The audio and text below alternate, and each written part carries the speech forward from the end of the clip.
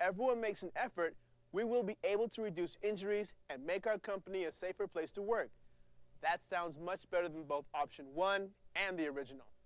Let's try the others though, just to be sure. 3. If everyone makes an effort, making our company reduce injuries, this doesn't make much sense.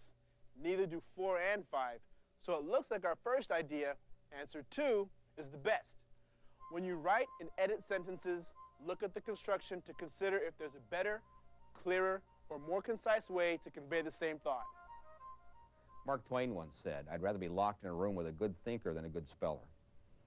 And I think most of us would subscribe to that. You're far better off focusing on delivering a clear, concise, simple message. A couple of principles I live by. One is the KISS principle. Keep it short and simple. That doesn't mean big words. In fact, it means the exact opposite. That doesn't mean long, complicated sentences. It's the exact opposite. Simplicity is a virtue in writing. Questions may also test your knowledge of usage, like subject-verb agreement and possessives. Try this one. Sentence 3. Everyone who works here know that Acme is a company that makes safety its top priority. What corrections should be made to sentence 3? Number 1, change works to work. Number 2, change know to knows. Number 3, change is to are. Number 4, change makes to make. Number 5, replace its, its, with its, it, apostrophe s. When you read this sentence aloud, you can almost hear the error. Of course, you can't read aloud while taking the test, but read it to yourself and listen in your head. What sounds incorrect? 4 of the answers relate to subject-verb agreement. Option 5 is about the possessive its. Let's look at it first. Its, spelled it apostrophe s, is a contraction, short for it is. That wouldn't make sense in the sentence, so you can eliminate 5. Now let's look at subject-verb pairs. The verb works goes with who, so it's correct. What is the subject for know? Everyone. As written, the sentence reads, everyone know. This sounds funny. Everyone is an indefinite pronoun and takes a singular verb. Everyone knows. And that sounds better too. This might be the right answer, but let's consider the other options just to be sure. Acme is and company makes are correct, so 2 is the right answer.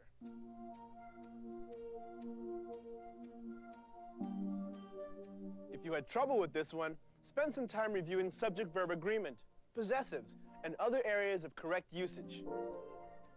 We've got a staff of about 20 copy editors working in the middle of the night in the Time Life building in New York. And they're running around asking each other questions from time to time, because even a career copy editor who's been a copy editor for 20 years will come across a comma question, and they're not sure what to do about it. And they say, and they ask the person they share an office with. They look it up in a book.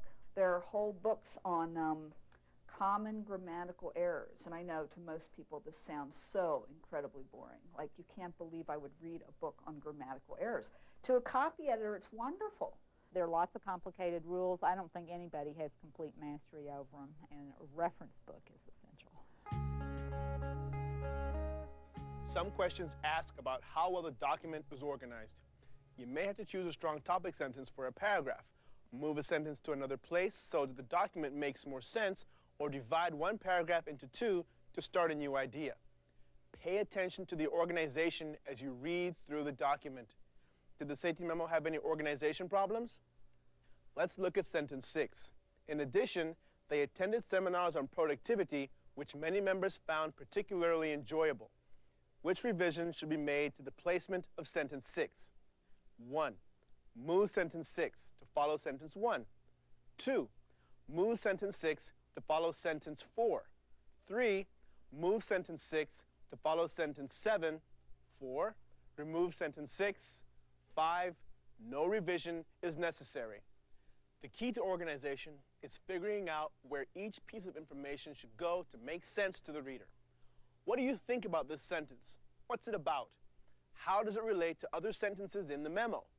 Would moving the sentence improve the memo? Try it after sentence 1. Our annual safety campaign will begin Monday. In addition, they attended seminars on productivity, which many members found particularly enjoyable. No, doesn't fit here. How about after sentence 4? There were 19 on-the-job injuries in the past year. In addition, they attended seminars on productivity. Don't think so. It doesn't make sense if you switch sentence 6 and 7 either. No, the real problem with this sentence is that it doesn't fit the rest of the memo at all. It's not about safety, it's about a seminar on productivity. Even the tone is a little different. So the best answer is 4, remove sentence 6. If you have any trouble with an organization question, go back and reread the document. Is the topic of each paragraph clear? What ideas go together? Are the sentences in an order that makes sense? Is anything off the subject? These are good questions to ask yourself as you write and revise your GED Essay 2. I think the general weakness is in, I guess, the organization.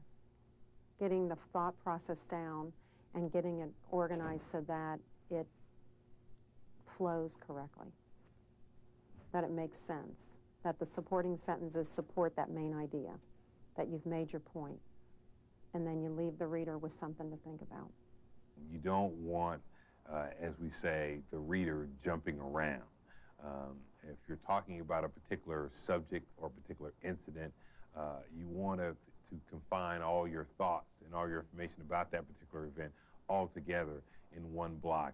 The multiple choice test now goes outside of the sentence and is more the overall essay and looks at the organization. It could be paragraph to paragraph. Is there an opening sentence that's missing? So it will ask you to do basically only 3 things. You can add a sentence, you can delete a sentence, or you can rearrange a sentence. And those are 3 of the major editing skills we all have to do in life. In part 1 of the writing test, you'll also find questions about the mechanics of writing. This includes punctuation, capitalization, and the spelling of homonyms, words that sound the same but have different meanings and different spellings. See how you do on this question. Sentence 4. There were 19 on-the-job injuries in the past year. What correction should be made to sentence 4? 1. Replace their, T-H-E-I-R, with their, T-H-E-R-E. 2. Insert a comma after 19. 3. Insert a comma after injuries. 4. Replace past, P-A-S-T, with past, P-A-S-S-E-D. 5. No correction is necessary. Because no correction is necessary is an option on this question, you have to be able to tell if there's an error. Look carefully at the options. 2 relate to commas. Think about how commas are used to separate clauses and items in a series. They don't seem to be needed here. 2 options are related to the spelling of homonyms, there and there. Past and past. Past, P-A-S-T, is correctly used. There, spelled T-H-E-I-R, on the other hand, is a possessive pronoun. There, T-H-E-R-E, is the right spelling, so answer 1 is correct. Writers frequently confuse common homonym pairs, and they're an area of spelling you pretty much have to memorize, so you might want to review them before the test. Even if you weren't sure about the homonyms, you might have been able to eliminate a few of the answer choices on this question if you knew your commas. If you get down to 2 or 3 possible answers, or encounter a question where you don't have a clue, should you guess? On the GED test, you get points for right answers, but you don't lose points for incorrect ones. So taking your best guess on a question is better than leaving it blank.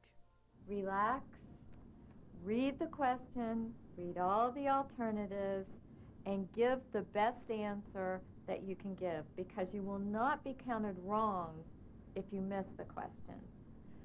If you get really caught up on a question, don't sit there and spend 30 minutes trying to figure it out. You have 2 choices. You can either give your best guess at what the answer is, or you can say, I'm going to come back to this question after I finish the test. You have 2 hours to complete both parts of the writing test. At the test center, they'll tell you when there are 45 minutes left. If you haven't already started your essay, you'll want to do so at this point. You can go back to part 1 if you finish your essay early. It's important to devote a reasonable amount of time to both parts, since you have to